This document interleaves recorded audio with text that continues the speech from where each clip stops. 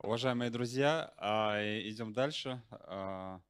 Следующее слово для доклада я хочу предоставить нашему коллеге из Астрахани, Корнеев Мухаджир Дамирович, историк, краевед, член правления Астраханского регионального ногайского общества «Эдиге». Тема доклада «Юртовский диалект как символ принадлежности к ногайскому народу». Пожалуйста. Амансыз ба, кардашылар, түрк халығы. Очень приятно видеть вас здесь всех, и тюрков, и не тюрков. Значит, я, как было сказано уже ранее, представляю астраханских нагайцев. Самоидентификация у меня точно я нагаец, хотя по паспорту, то есть по свидетельству о рождении, я записан как татарин. Значит, хочу вот по поводу языка, значит, довелось мне как-то побывать на Северном Кавказе, в Карачаево-Черкесии, и, значит, довелось остановиться в точке, где продаются изделия, сувениры, головные уборы, изделия из шерсти. Значит, с женой вышли, разговорились на своем диалекте. Значит, женщина заулыбалась, говорит: вы кто по нации, татары или казахи? Я говорю: не казахи, не татары, мы ногаи. А, ногаи, bizim telimiz bir, говорит. Я отвечаю: да, bizim telimiz bir, мы как бы тюрки же, тюрки, у нас язык как бы немножко похож, схож, даже, может быть, очень, значит, имеет идентичные слова. Ну, результатом явилось что это общение? Нам сделали скидку, мы купили товар, все остались довольны, значит, разошлись. То есть это говорит о том, что по идентификации по языку имеет большое значение при общении между различными народами, представляющими тюркские народности, этносы. Значит, мне с детства возникал вопрос, нас называли татарами, но родители, дедушки, бабушки называли себя нугаями. И когда вот я видел карту, например, где сосредоточено процентное соотношение этносов, процентное соотношение этносов по области, я говорю маме: смотри, мама, у нас вот татары, у нас 60 тысяч здесь. Он говорит: да не верь ты этому, это все равно не про нас. В общем, вот такая вот история происходила со мной с детства. Когда я стал немножко взрослым, осознал, что необходимо изучать свою ветку, да, генеалогию, кто являются нашими предками, кто заселял Астраханское ханство, какие отношения между людьми было. И возникал вопрос, где найти информацию. Ну, поскольку я как бы не было такого открытого доступа к информации о нагаях, решил воспользоваться сетью интернет, где нашел, случайно нашел я вот ногайский разговорник, там посмотрел и сравнил с нашим языком, практически идентификация, 80-90%. Значит, в конце 2010-х годов, вот такие люди, как я, решили объединиться и создать свое движение Юрт-Нугай. Вот когда мы стали создавать это движение, перед нами стал выбор, по какому пути идти. Перед нами образовалось 3 проекта.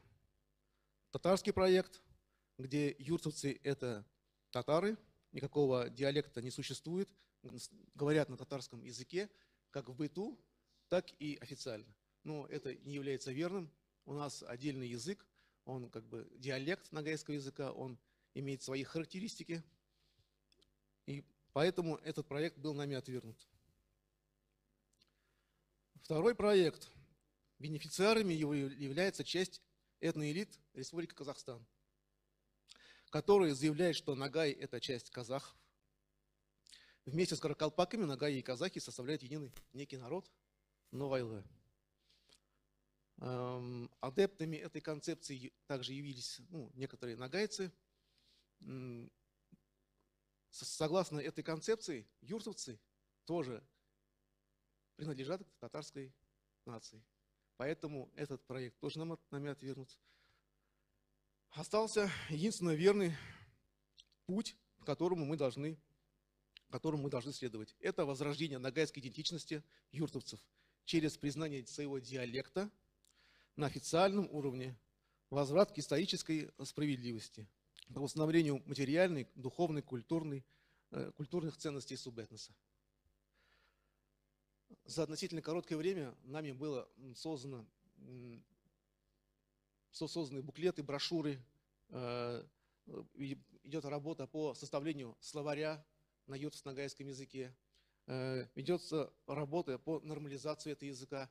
Недавно под предводительством руководителя Института языкознания РАН был сделан вывод, что наш юртовско-ногайский диалект принадлежит к ногайскому языку.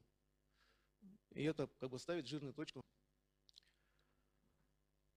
Так, сам юрский диалект, он как бы изучался еще в 70-х годах прошлого века татарстанским ученым Леонидом Шайсултановичем Арслановым, где он тоже явно делает вывод, что наш язык юртовцев сохраняет архаичные формы ногайского языка, испытав влияние соседних народов. Значит, хочется сделать вывод, что знание языка, конечно, вот говорили, что язык теряется, язык уходит. Конечно, это очень печально, но если мы не будем работать над этим, конечно, язык исчезнет. Но если мы будем хотя бы что-то делать, стремиться создавать какие-то причинно-следственные связи, то, наверное, какой-то успех нас ждет. Необходимо, конечно же, отметить, что вот этот язык на низовом уровне мы должны его использовать. Как я, вот родитель, вот тоже, у меня есть маленькие дети, я стараюсь, конечно, я говорю с ними на своем языке. Дети разговаривают на русском языке, это правильно, от этого никуда не деться, но диалект или языки и диалекты будут востребованы только тогда, когда родители и бабушки, дедушки будут разговаривать на этом языке, пытаться обучить терминологии своим детям, внукам, ну и так далее. Для нас вот хорошим примером являются наши вот сибирские татары, которые ведут вот большую работу по систематизации языка, по выпуску различных работ, связанных с популяризацией языка. У нас очень схожее состояние. У нас тоже вот так же вот на протяжении многих лет не было фиксации нормы своего языка, и мы стремимся зарегистрировать свой диалект ногайского языка, выпускать различную литературу, различные брошюры, журналы на своем языке, а далее уже на основании вот этих вот сформированных работ мы планируем, конечно же, собирать медиаматериал в интернете, но поскольку без этого уже не обойтись. В общем, необходима системная работа для того, чтобы пробелы убрать, чтобы нераспаханное поле очистить от сорняков, от кустарников, выдернуть все, спахать, посеять, вырастить. Это уже очень большой труд. Надеюсь, наш труд будет оправдан, и нас будет ждать успех в этом направлении. Спасибо. Спасибо большое. Нет, оставьте у себя микрофон пока. Спасибо большое, Мухаджир Дамирович. Действительно, ваша активность, ваша работа видна. Вы очень плотно работаете с Институтом языкознания РАН. Это все мы видим.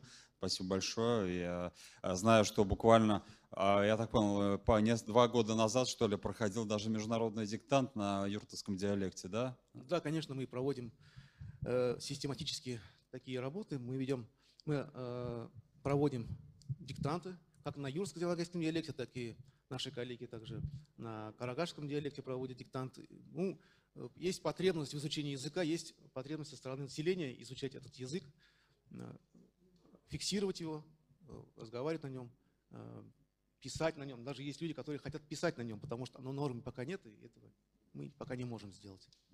Спасибо.